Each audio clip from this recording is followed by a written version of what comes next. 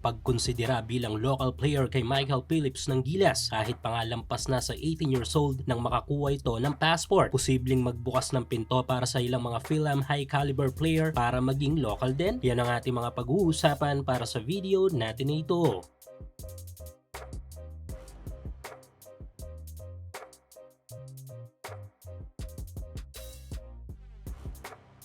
So nito lang ay may malaking good news tayong natanggap mula sa Samahang Basketball ng Pilipinas o SBP. Heto nga yung pagkonsidera bilang local player ng ating national team ng 6'8" Filipino-American forward na si Michael Phillips. Sa kabila nga ay nalampas na 18 years old na makakuha ito ng Philippine passport. Bagay na mahigpit ang FIBA dahil nga sa kanilang lintik na Hagup Rule. Na-surprise nga ang lahat dito, even ako, dahil nga isa itong si Motor Mike sa mga dream player lang natin noon na sana'y maging local. Dream meaning malitan tsansa or wala talaga dahil nga masyado ang higpit sa kanilang rule ng FIBA. Pero ano nga ba mga possible na mga bagay na kumumbinse sa FIBA upang gawing local player si Michael Phillips? Posibleng naging malakas ang rason ng SBP upang mapapayag ang FIBA na mabigyan ng local player status si Mike ay ang pagiging natural born Filipino nito. Though dito pinanganak sa Pinas ay legit na may dugo itong Filipino. At the same time, kinikilala siya ng ating bansa bilang isang Pinoy. At dahil nga sa masasabi nating butas na ito ay may mga bagay na magbubukas ng pinto para sa ilang mga high caliber Pinoy-blooded players overseas na maging local player din ng ating national team. Tulad na lamang ng Harper Brothers ng NBA na parehong mataas ang willingness na lumaro para sa ating pambansang kupunan. Suportahan ang inyong paboritong team sa PBA, NBA at MPBL o kahit pa nga sa mga overseas league. Full details sa comment section.